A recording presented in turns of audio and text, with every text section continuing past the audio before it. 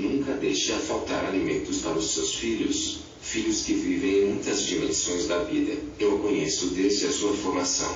Antes que ela fosse, eu era. Antes que ela servisse de morada para as criaturas de Deus, eu era o guia de outros rebanhos. Tenho muitas ovelhas que não são deste aprisco e a todas amo com o mesmo amor. Confio naquilo que faço e na vontade de Deus nos meus caminhos. Tenho processos para comunicar-me com Ele, no momento em que desejar, e Ele sempre me atende, fartando meu coração de amor e minha mente de poderes. Abençoa a todos com o mesmo carinho e confio nos vossos trabalhos. Quero-vos soltar da prisão, porque a sabedoria deve ficar em cima da mesa e ser vista por todas as criaturas que desejarem. Ela deve ficar envolvida no ar que respirais, nos alimentos e nas águas, como misericórdia da sustentação da vida. Sei que vós não precisais de ver para crer, porque um sentido de maior relevância ilumina vossos corações e vos dá certeza de que eu vivo e continuo a viver. Os meus anjos vos visitarão de vez em quando, assistindo-vos na difusão da verdade. Agora eles vão falar, por vosso intermédio, sobre as leis espirituais e, mais acentuadamente, sobre as divisões do amor. Mas é preciso que vivais em primeiro plano, para depois de falardes belas das virtudes. Visitai os encarcerados e animai-os em suas privações, visitai os enfermos e animai-os em seus sofrimentos. Visitai os leprosos, que eles são os filhos do Calvário, porque trazem as chagas em seus corpos. Mostrai-lhes a necessidade de se adquirir humildade, mansidão e desprendimento. Procurai ajudar as viúvas, na sua elevação moral, mostrando e ajudando-as a aprenderem uma profissão. O trabalho para a mulher é coluna de equilíbrio, que moraliza as suas aspirações. Se tendes lares, não vos esqueçais, pois quando tiverdes sede de carinho, voltai a eles para vos encontrardes com a esposa e filhos, com os parentes e os amigos, porque quem sabe viver bem com os seus, sabe viver melhor com os outros que passa a conhecer. Quantas vezes deveis perdoar? Muitas e muitas vezes, o quanto puderdes. O verdadeiro perdão é o esquecimento das faltas e, quando ele é verdadeiro, transforma-se em oração para com os ofensores. Meus filhos, que Deus vos abençoe para sempre. Dividi-vos e andai, dividi-vos e falai, dividi-vos e amai em todos os caminhos da terra, para que eu fique conhecido tanto quanto a minha palavra, porque ela é semente de Deus para todos os corações, e os homens, conhecendo-me, conhecerão a verdade e se tornarão livres, vivendo em paz, em busca da felicidade. Não vos deixarei órfãos. Voltarei quantas vezes forem necessárias, para vos ajudar e para vos abençoar nos vossos trabalhos. O Mestre dos Mestres, em espírito e verdade, no esplendor da sua glória, que se fez homem para conviver com os homens, que se fez mestre para ensinar seus discípulos, silenciou por instantes, no sentido de que eles, os essênios, pudessem degustar o alimento da alma e as energias para o coração. Anjos de várias naturezas transitavam dentro do templo, sob as ordens de Nosso Senhor. 2 centenas de homens escutavam o divino Messias, de modo a não esquecerem uma sentença que fosse, as mentes dos companheiros de Jesus, envolvidas no silêncio, faziam planos de como executar e poder cumprir seus deveres. Na vivência do ir de pregar, sair a público era sério, principalmente para eles, acostumados a trabalhar sem anunciar, e agora estavam sendo todos chamados para trabalhar, anunciando. No entanto, ordem era ordem. Estavam todos preparados para a sementeira. Onde quer que fosse, Jesus estava sério, como que escutando os pensamentos dos companheiros da fraternidade. Daí a momentos, entreabriu os lábios com um pequeno sorriso e continuou sua conversa com contentamento. Assim falando, como é bom conversar com as pessoas que nos entendem, como é grandioso ser entendido e respeitado, como é justo e compensador sentirmos a ansiedade do que nos ouvem, para aprender mais. Não obstante, não é o que vai ocorrer com todos os que ouvem e assistem. Vós estáis preparados para o matadouro e é bom que não reclameis, que não invejeis, que não mateis, que não firais, que não perçais clemência aos malfeitores, que todos sejais dignos de serdes homens de Deus. A palavra é a semente que frutifica e quem colhe é o semeador. Deveis falar e não vos calar. A verdade não se perde, ela sabe penetrar no coração e fazer morada nos sentimentos. Peço para que vos revistais de coragem e quando precisardes de mim, usai a oração, do modo que vos ensinei, por várias vezes. Não percais a paciência em ensinar aos homens a arte de tolerar. Nas linhas do bom senso, o tempo deve ser bem aproveitado em toda a sua substância, para que ele mesmo sirva de defesa para a própria paz. Cada criatura é um mundo à parte, com direitos e deveres, que não lhe cabe julgar. Somente meu Pai e vosso Pai que está nos céus tem o poder de determinar o que deve ser feito às criaturas. Aquele que conhece a mim,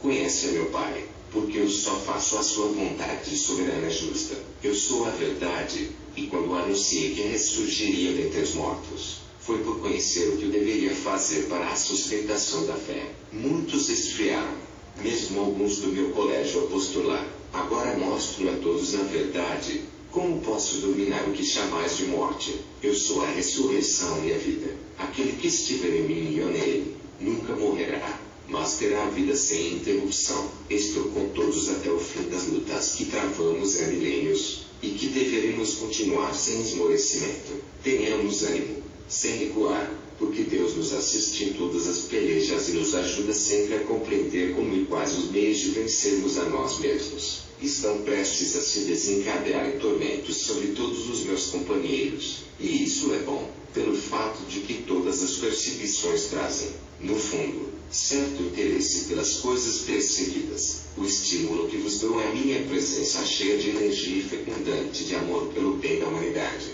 Aos que são dados a escrita, façam-na, para que os pergaminhos sejam distribuídos aos que desejam falar, como fui ouvido, e distribuir outro tanto de cópias aos famintos por essa luz. Não percais a direção das casas que abrirem as suas portas para lê-las entrar à luz de Deus. Ensinai aos membros das famílias a se amarem uns aos outros, a educarem seus filhos, a trabalharem sem exagero, mas de modo a não deixarem faltar o sustento por causa da inércia. Ensinai aos vizinhos o respeito pelos direitos do próximo e não deixeis faltar a gratidão pelos benfeitores da comunidade. Não deveis esquecer do perdão, porque ele conserta todas as discórdias e sustenta o clima da paz. Dai assistência aos que sofrem e conversai com os atribulados. Tende paciência com os desesperados e dai exemplos de serenidade em todos os aspectos da vida. Sede todos meus discípulos, devendo viver tudo o que eu vos ensinei. Confiai nas pessoas, mesmo que elas desconfiem de vós. Alimentai a fé, mesmo no meio de dúvidas. Amai sempre, mesmo que o ódio vos persiga. Desejo que fiqueis em mim, como eu estou em vós e meu Pai em mim. A minha paz vos dou, a minha paz vos deixo, e o meu desejo é que distribuais a mesma paz para todas as criaturas. Por onde quer que andeis, levantou a mão direita, em um gesto santo de abençoar, e foi-se apagando, com um sorriso enternecido no amor, dizendo, sem palavras, estarei convosco, assim seja. Jesus no Monte Carmelo. O Monte Carmelo fica às margens do Mediterrâneo. As embarcações que vinham para Cesareia, importante porto dos romanos, avistavam-no de longe. Nele estava guardada a filosofia grandiosa da fraternidade dos essênios. As montanhas do Monte Carmelo formam um cotovelo mar adentro e a escassa vegetação fazia com que a temperatura fosse elevadíssima. Somente leve neblina formada pelas ondas, com a ajuda dos ventos, refrescava o ambiente para aqueles moradores que ali se isolaram para um aprendizado, a que somente o coração sabe dar valor. Nazaré fica pouco distante, na mesma linha do Monte Tabor, onde ainda se sente a influência do Mar da Galileia. Cesareia foi construída por Herodes, o Grande, que lhe deu esse nome em homenagem ao seu protetor, Augusto César, por conveniência de seu bem-estar, continuando assim a desfrutar dos poderes que Roma lhe conferia. Roma estava, nesta época, com os seus olhos ávidos de ouro, voltados para a Palestina. As asas da águia cobriam meio mundo, assegurando, assim, a cidade dos Césares, o domínio de muitos povos, podendo cobrar impostos onde bem entendesse e pretendesse, para a sustentação da sua grandeza. O santuário do Monte Carmelo era um lugar saudável. Os artistas judeus que ali trabalharam, tinham as mãos guiadas pela inteligência que os instruiu pelos sentimentos. Existia uma queda d'água dentro do templo, convenientemente disciplinada, dando um toque de rara beleza ao ambiente religioso, pela contemplação que motiva a própria vida. A existência do santuário era do conhecimento de Jesus, que ali estivera várias vezes com sua mãe, e por vezes acompanhado por José, deu grandes alegrias aos essênios, pelo que pôde ensinar aos homens da fraternidade, e também alegrar-se por ver montado o esquema de sustentação do seu trabalho na terra. Sempre foi consciente desta verdade. Compreendeu a necessidade do silêncio e o incentivou até o momento em que deveriam ser soltas as línguas dos discípulos, para que Deus falasse por elas. Para tudo existe a hora certa, tanto para o sol sair como para se pôr, para que caiam as chuvas e hajam os ventos, para os rios e para os mares, para o dia e para a noite. O dia do Espírito estava se aproximando, de maneira a ser colocada a luz para que todos a sentissem e se iluminassem com ela. E ele era a luz. O Cristo era aquela luz anunciada pelos profetas, e muita gente já o conhecia como tal. O Monte Carmelo estava de prontidão. Todos os companheiros já sabiam da ressurreição do Mestre no terceiro dia, e esperavam com a sua majestosa visita, como condutor divino, a dar as ordens de avançar na grande batalha de pregar os conceitos novos, por toda a parte. O de pregar já era conhecido por todos os trabalhadores do bem comum. Os homens adestrados da fraternidade dos essênios sabiam que soava o momento em que os anjos desciam para a terra, para assistirem de boa vontade, no cumprimento dos seus deveres, aquele dever de semear a luz, assim como a vida e a paz, na extensão grandiosa do conceito de fraternidade. Homens obedientes e honestos, companheiros mansos, porém, trabalhadores, amigos de todas as criaturas, com capacidade de simplificar e de instruir, dentro das linhas renovadas por Jesus. Jesus Cristo tinha intenso amor por aqueles homens simples e sábios, que se moviam na fraternidade, à espera do toque dos clarins, sob a inspiração do Divino Mestre. E era chegado o momento, como aconteceu no Monte Nebo, às margens do Mar Morto. Os essênios gostavam muito de flores, e nesse dia os vasos trabalhados em pedra estavam cheios de rosas cuja beleza e harmonia as qualificações humanas não definem.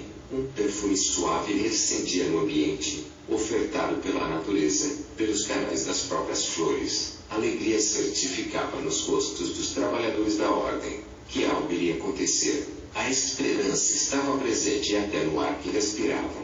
Uma enorme mesa talhada na pedra, ao lado do salão, estava posta com iguarias diferentes, salientando-se o mel, os pães, figos e leite com abundância. Muitos essênios se encontravam assentados ao redor da mesa, e outros inúmeros companheiros se ajustavam ao modo oriental, no vasto compartimento que servia a todos, de modo que o ar não deixasse de circular com eficiência. Removera-se uma grande pedra ao alto, e a luz solar bafejava todo o ambiente, transmitindo mais vida e mais contentamento aos homens da fraternidade. O ancião, que com dificuldade assentara-se à cabeceira da mesa, deu um pequeno sinal, e ele mesmo começou a oração que marcava a refeição do meio-dia. Grande energia universal, sabemos que estáis presente onde não suspeitamos, que viveis onde não vos sentimos, e que falais onde não ouvimos a vossa voz. Queremos vos agradecer por tudo,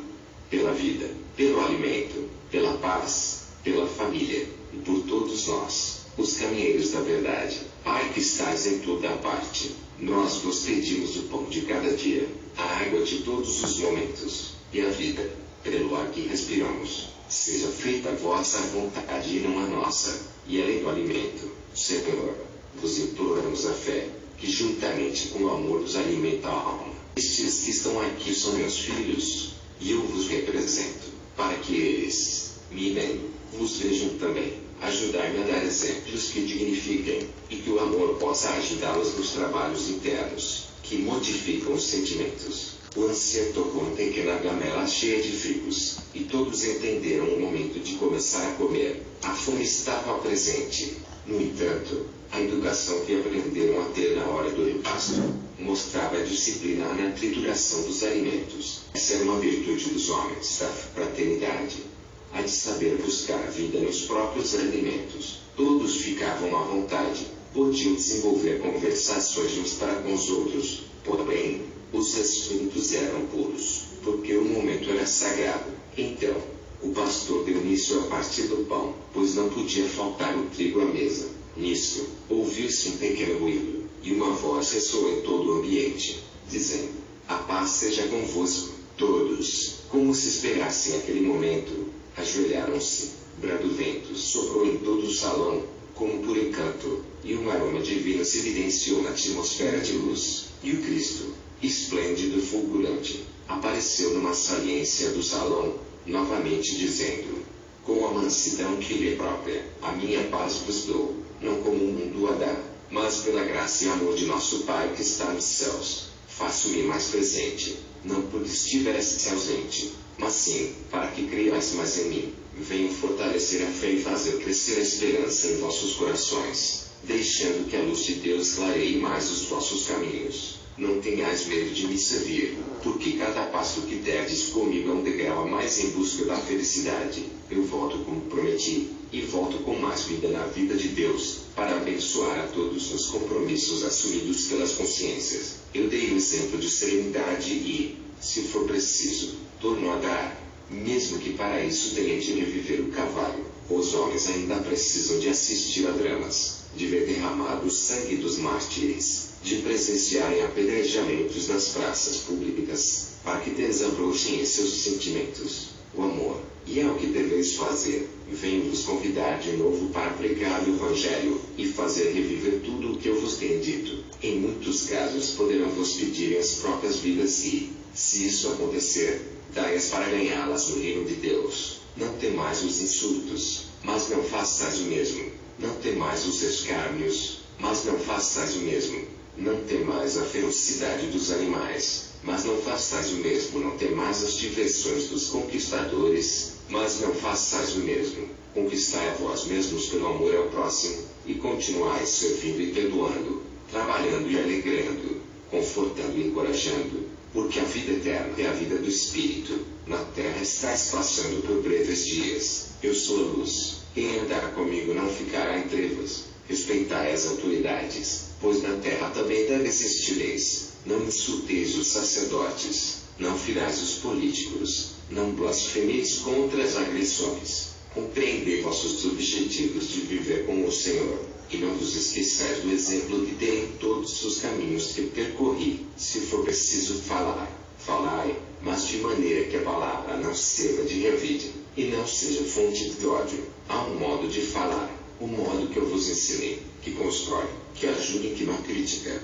Alguns profetas que vieram em minha frente pecaram por certas violências, não suportando o cerco dos invasores, feriram também, e caíram nas armadilhas dos lobos, tornando-se um deles. Compreendei o que eu quero vos dizer. A luz não pode se apagar, o amor não deve esfriar para com os que caluniam.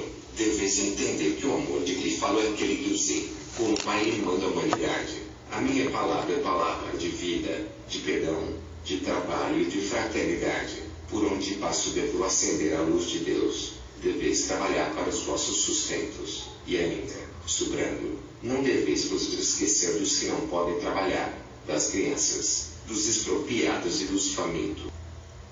E tudo isso com alegria, que ela multiplica a vida e faz crescer o amor. Não ajunteis celeiros, com a presença da usura. Reparti o que tiverdes e confiai na providência divina, que Deus nunca se esquecerá de seus filhos, principalmente daqueles que amam o próximo. Confio nos vossos trabalhos, e o momento de começar é agora. Há necessidade de começar a quebrar o silêncio, que está sucedendo, e falar do modo que eu vos ensinei a conversar. Com critério, com educação na língua, com bondade, com disposição ao bem comum, dando a todos, sem errar as diretrizes das leis de Deus. Nunca façais pirraços para com os outros, e esquecei-vos dos insultos familiares. Antes, convidai